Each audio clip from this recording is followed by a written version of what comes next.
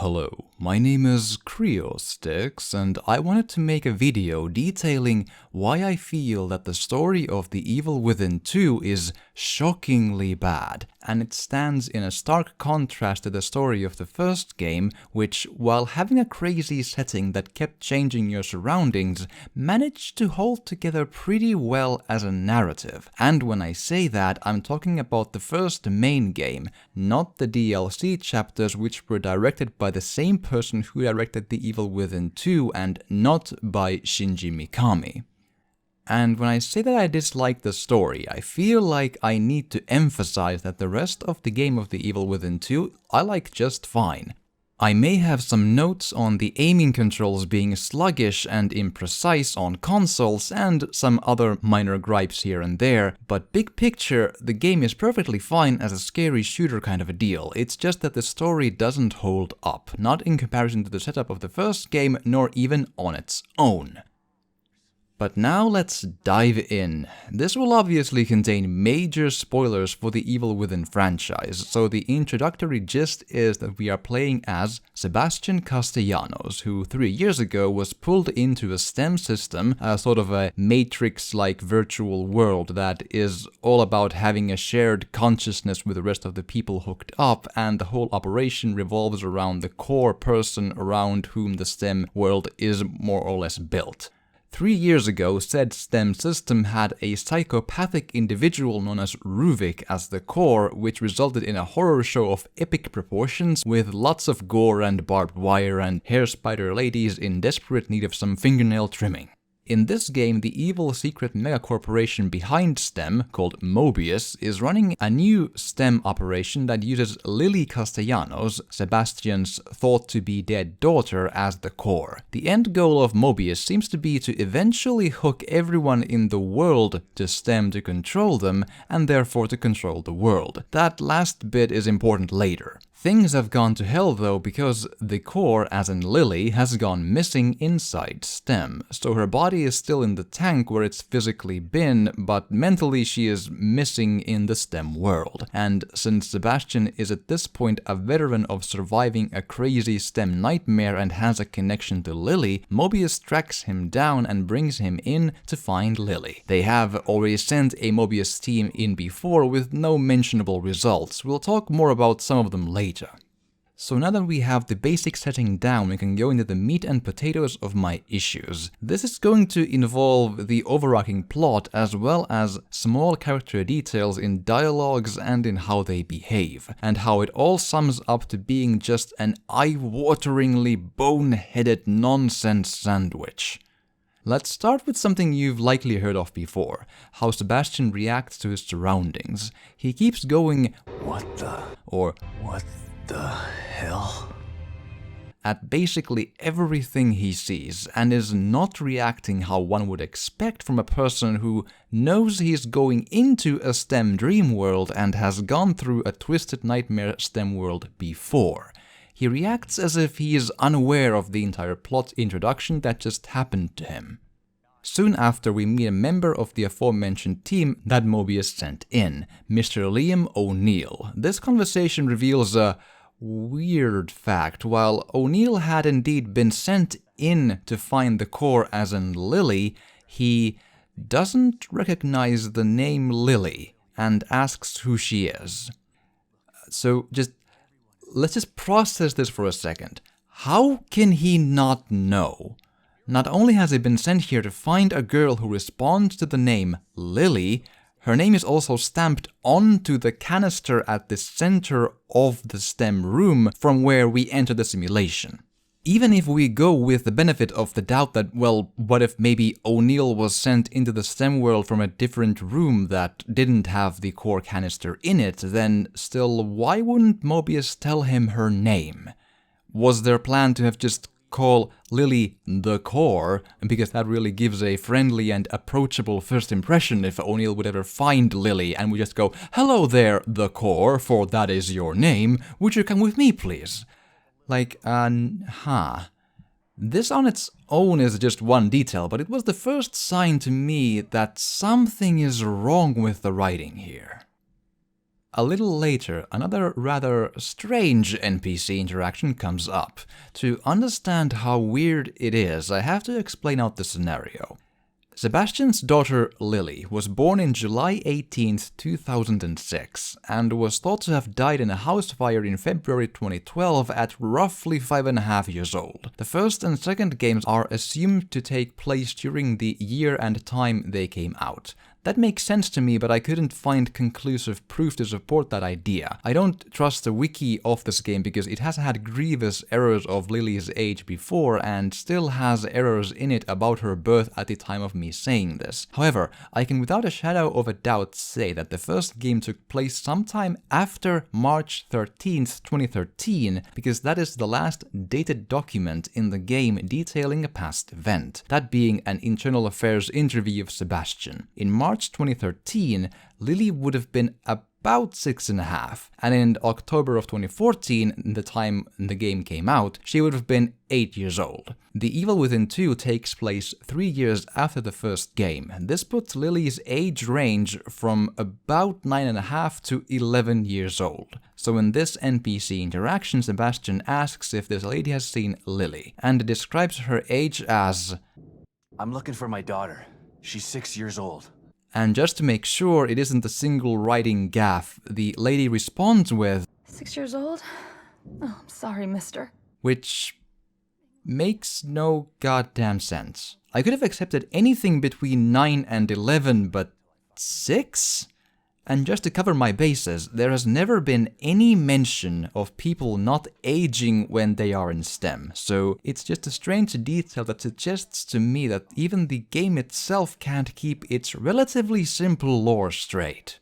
Later on, Sebastian runs into Yukiko Hoffman, the psychologist of the Mobius team, who explained to Sebastian that a psychopath would have essentially demigod-like powers in STEM, and we have at this point seen a psychopath called Stefano use magical abilities like teleporting and trapping his victims into time bubbles and such and so. Hoffman then goes on to explain that they have tests to root out psychopaths, but unfortunately psychopaths and sociopaths are very difficult to spot because they can fool the tests, and even one inside STEM can bring the whole thing down by means of turning it into a nightmarescape of death and fractured realities. At this point we need to consider for a bit the grand plan of Mobius, which is to connect every person on Earth into STEM, to control them. However, the entire populace of the world has maybe estimated, 50 to 60 million psychopaths, and even one can hijack and destroy the whole STEM simulation. I think I've spotted the flaw in the grand plan of Mobius here, and even if the idea is to sift out psychopaths and eliminate them via the means of a swift projectile to the face, we've already proven beyond a shadow of a doubt that their methods of sifting out said psychopaths does not work. Ergo, this plan, if it goes forth, is doomed to create a full planet of a nightmare STEM world where the human race will perish. There's not a whole lot to control for Mobius if everyone's dead. And the stupidity of the grand plan of Mobius doesn't end there. Now's a good time to bring up the chip. Everyone in Mobius has a subdermal chip in their heads that is connected to STEM. This means that if you manage to control STEM even from the inside, you will also control the minds of everyone at Mobius. And that is indeed the plan of Theodore, another psychopath inside STEM. It seems that a psychopath will also need the core, as in Lily, with them to do that, but since Lily has already been kidnapped, it sure doesn't seem all that impossible to pull off. And the game very specifically states that everyone at Mobius has a chip, including the G-man looking guy called the Administrator. So to recap, Mobius built a STEM that goes all to hell with absolute certainty on the road to hooking up everyone they can find, and they have linked their brains to STEM so that when STEM goes crazy, they will be essentially mind-controlled by whoever psycho seizes control in STEM. And the brains of the Mobius people can also be self-destructed via that connection. and this stupid-ass plan is the grand design of this all-powerful mega shadow company that basically already controls the world. Really? Because all they've managed to create is a foolproof suicide pact, and anyone with an ounce of reason in them would immediately see it as one and, would not do any of this. I can just imagine the meeting where this was decided as the direction. Hey, administrator, how about we sink a huge amount of money and time into a project that will end with our brains exploding for no real gain or reason? Like, was there some sort of a clerical error where this plan was approved by accident and no one wanted to be that guy who says something about it and they all went through with it anyway out of common courtesy? Because what the hell, man? I've seen some dumbass plans by Evil Corps in my time, but this one just takes the cake. But again, I have issues both with the big picture story and with moment-to-moment things. After eliminating Stefano, we come across Esmeralda Torres, a mercenary-type demolitions expert, with whom we are unable to walk over a set of rocks that are barely shoulder height and have to take a detour to their hideout. A bit further on, we come across a machine that we need to destroy to reveal the location of Theodore, the second psychopath antagonist in the game. And we have this baffling scene where Torres sets up quite a collection of C4 on the machine, and we stay within maybe 3 or 4 meters of the explosion to watch it go off and face said explosion. I don't care how much of a demolitions expert anyone is, this is not exactly safe. Like, think about the priorities here. Sebastian knows for a fact that he is Lily's only hope, but feels like, I'll just not take safety from this explosion, because what's the worst that could happen, right? Like, Lily will be just fine if I die here to this because no reason. Right, sure. But this is just an appetizer to how dumb the characters get. Because now we'll dive into how the NPC characters do perish, because I have some takes about that. The short answer is that all of the NPC ally deaths happen for utterly stupid reasons and are easily preventable and only take place because everyone involved are absolute morons. So much so that the deaths border on being comical. So first off, Torres. She finds Sebastian in the middle of a hallucination and gets shot in the stomach. She then drags Sebastian all the way to a safe house where Hoffman is waiting for them, and Torres sustained a number of injuries from the zombos on the way there. According to Hoffman, the bullet to the stomach was, quote, superficial, which I'm not exactly sure how a bullet straight to the gut can be that, but sure, let's just go with it. But here's the thing. I had with me just about a truckload of healing items and the materials to craft another couple of truckloads of them, and Torres couldn't borrow even one of them to heal herself. And Hoffman couldn't administer one of them on her when we got here. I mean, Hoffman clearly has the concept of bandage down, so what gives? She claims she tried everything to save her, but what exactly does that entail? Because the stuff that's bursting from my pockets is clearly able to heal every injury from zombie bites to contaminated buzzsaws wielded by 5-headed giant flesh monsters, so... right, okay then. And I know what you might be thinking, that it's a little unreasonable to use healing item logic in video game stories, but here's the thing. In The Evil Within 1, Joseph, Sebastian's partner, was healed by one of those healing items, so they have been firmly established in the lore. So therefore they should be a thing here as well, but alas, here we are with a dead Torres that makes no goddamn sense from any angle you approach this. And since we're on the subject, Hoffman also dies soon after that, and the method is...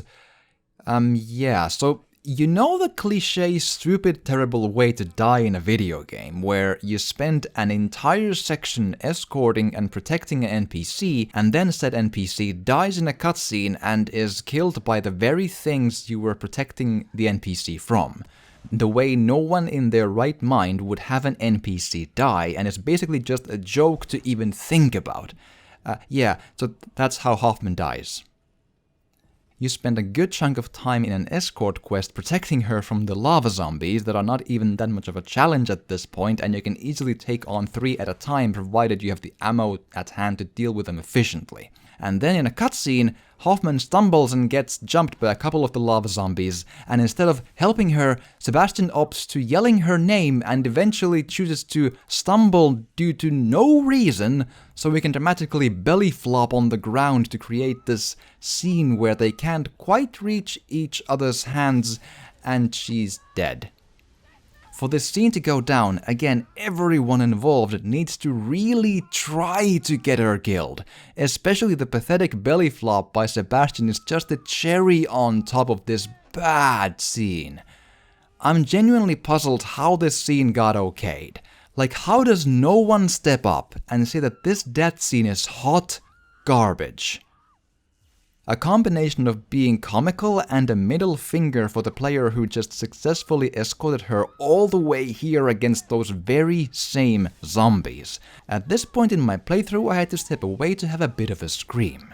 After this, Theodore gets killed by Myra, Sebastian's wife, who has been in STEM for a while and has magic liquid wax powers, which I find curious because as far as I understand she's not a psychopath, but that's honestly not the issue I have with her. Maybe she had a magic_ink.dll file on a thumbstick when she went into STEM or something, whatever. My problem with Myra is how things with her get melodramatic as all hell just for the sake of being melodramatic. When you have defeated the giant wax blob monster she becomes, she regains her normal form and refuses to follow you up the hill to the house where Lily is because, as far as I understand, it's just because so she could say that she can't come with you.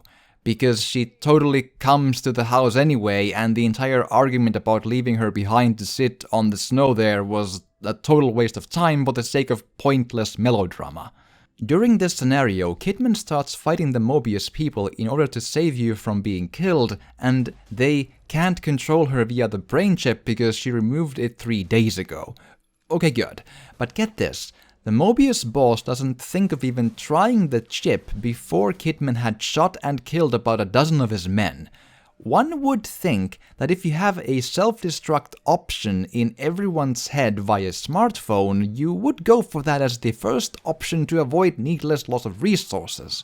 Even if you don't care about the lives of your security detail, they are still a resource that needs to be replaced if killed in action. But no, the administrator sends a number of waves of security at Kidman and has a surprisingly lengthy conversation with her through some glass before finally going, oh right, the chip, and indeed it doesn't work because Kidman removed the chip. And then Myra sets up the self-destruct signal to the Mobius brain chips, killing everyone at Mobius, including the administrator. Sebastian and Lily get out of STEM, and Myra is presumably dead since sending the signal apparently required her to sacrifice herself, and Kidman, Sebastian and Lily have an ending scene in what seems to be the real world. And Kidman looks at the mark on her palm that she got in the DLC of the first game. And to me this mark represents a total disregard to the evil within 1. This may sound strange at first, but I'll explain where I'm coming from. The DLC chapters of the first game were indeed not directed by Shinji Mikami, the person who directed the main game of The Evil Within 1. This resulted in a different focus in gameplay and some rather curious story choices, such as taking the stance that the same scenes inside STEM were very different for different people. To me, that on its own is an acceptable direction to go, but the ending of the DLC was strange. Because that shared a scene with the ending of The Evil Within 1 that took place presumably in the real world, but was still clearly different in many details, including the detail of this mark on her hand. That mark was not present in the ending of the main game, but appeared in the DLC and contradicted the ending of The Evil Within 1. Otherwise, it should be visible here in the ending of the game, because it appeared on her hand in the DLC just before this moment in the main game. This was odd. Back then, I wasn't sure what to think of it. Was it trying to imply that by being different we are and always have been inside a STEM for the entirety of the first game and the DLC chapters, and we never saw a glimpse of the real world? Or was it a case where the DLC tried to override the ending of the main game? And after seeing how much of a train wreck the story of The Evil Within 2 is, and how it can't even follow what lore the first game set up, such as Lily's age and using healing items as a plot device, I'm more and more convinced that the DLC tried to discredit the ending of the main game and assert its own canon to what happened. And because of that, I find this mark on her hand to be a stamp of disrespect toward the first game and towards the lore it set up. I could be wrong, and I honestly hope I am, but that's what this mark increasingly represents to me, and it contradicts the first game so blatantly that I almost feel like I have to consider the DLC chapters and The Evil Within 2 as non-canon to make this work. I also realize that because the stories of these games revolve around these nightmare simulations that make the characters question what is and isn't real, it is perfectly possible that the overall idea is that for every single second of both games and of all the DLC chapters, we have been inside STEM all along and nothing has ever been real, and therefore all the weird stuff fits because nothing is real. That might be the case, I concede it really might. But that would only make everything worse, because that would be the laziest possible way of writing a story. It would essentially mean that nothing matters, everything is meaningless, and all the lore and story beats we set up are just random nonsense in the end. That is nothing more than a get-out-of-jail-free card to not bother writing a coherent story. That would just be a commitment into making a bad story from start to finish. And again, I have to emphasize that I don't think the overall game of The Evil Within 2 is bad. It's actually pretty okay. I actually like the game otherwise, pretty much, but the story is so bad that you can never really be immersed in it lore-wise, and that really hurts a story-heavy horror game, so it drags the whole experience down heavily. But with that said, I do hope you've enjoyed this, and if you have, please do drop a like or a comment, or even subscribe or share if you want to. And if you disagree with me on any of these points, please do let me know. But with that, I'll see you again next time.